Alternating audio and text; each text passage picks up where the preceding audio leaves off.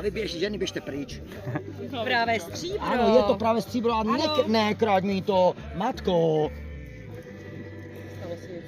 Zase nic. No nic, pojďte blíže. Tak, přátelé, kamarádi.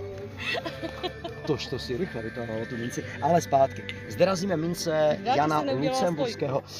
Jana Lucemburského. Zde máte krásnou raznici.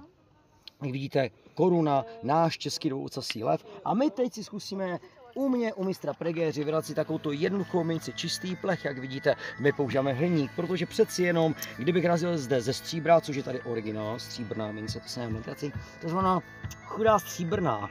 Tímto bych mohl bez problému před těmi 700 lety, 650 takhle přijít do hospody a zaplatit pár piv.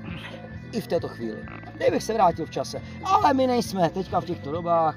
My se vám ukážeme, jak si to mince vyráběli. Takže nasadíte krásně límec, zarovnáte si to, mince mi tam krásně sedí, popadnete kladivo, korunka musí jít k vám a ne jak kováři, kteří mlátil to bokem levou pravou, tak musíte krásně kladivo vést a jedním řvotným úderem